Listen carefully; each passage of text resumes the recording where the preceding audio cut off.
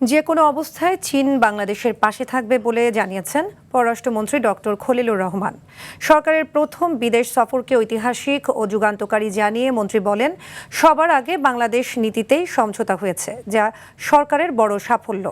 বিকেলে পররাষ্ট্র মন্ত্রণালয়ে প্রধানমন্ত্রীর চীন মালয়েশিয়া সফর নিয়ে সংবাদ সম্মেলনে এসব কথা জানান পররাষ্ট্রমন্ত্রী। রুদ্র রফিকের রিপোর্টে দেখুন বিস্তারিত। প্রধানমন্ত্রীর চীন মালয়েশিয়া সফরে দেশের স্বার্থ সংশ্লিষ্ট বিষয়ে কতটুকু সুবিধা করতে পারল বাংলাদেশ, তারই খতিয়ান তুলে ধরতে পররাষ্ট্র মন্ত্রণালয়ের এই সংবাদ সম্মেলন। সফরে চীনের সঙ্গে কূটনৈতিক সম্পর্ক সর্বোচ্চ পর্যায়ে যাওয়ার দাবি করেন পররাষ্ট্রমন্ত্রী। জানান, তিস্তা মহাপরিকল্পনা বাস্তবায়নে চীনের সহায়তা পাবে বাংলাদেশ। আর এই লক্ষ্যে শীঘ্রই সম্ভাব্যতা যাচাই শুরু করবে তারা, যার মাধ্যমে তিস্তা নদীর অববাহিকার ভাঙা গড়ার নিরন্তর গল্প রূপ নেবে অর্থনৈতিক সম্ভাবনায়। সমন্বিত পানি সম্পদ ব্যবস্থাপনা, বন্যা প্রতিরোধ, নদী ড্রেজিং এবং সংশ্লিষ্ট প্রযুক্তি বিনিময় সহযোগিতা গভীর করার বিষয়ে আমরা একমত হয়েছি।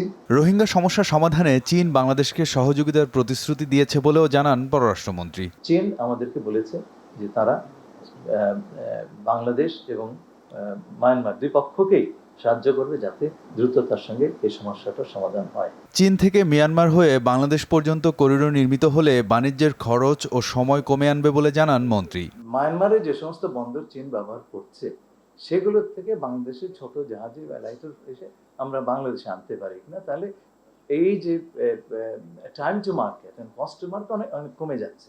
এর আগে প্রধানমন্ত্রী 2 দিনের মালয়েশিয়া সফরে গুরুত্ব পায় অনিয়মিত শ্রমিকদের নিয়মিতকরণ এবং নতুন শ্রমশক্তি পাঠানোর বিষয়টি। শ্রম সহযোগিতার বিষয়ে নিরাপদ, নিয়মিত ও স্বচ্ছ অভিবাসনের অঙ্গীকার দুই পক্ষ পুনর্ব্যক্ত করেছে এবং অনিয়মিত শ্রমিকদের বৈধকরণ বিষয়গুলি, বিশেষ করে 8,000 শ্রমিকের কর্মে যোগদানের বিষয়টি মালয়েশিয়ার প্রধানমন্ত্রী আশ্বাস দিয়েছেন।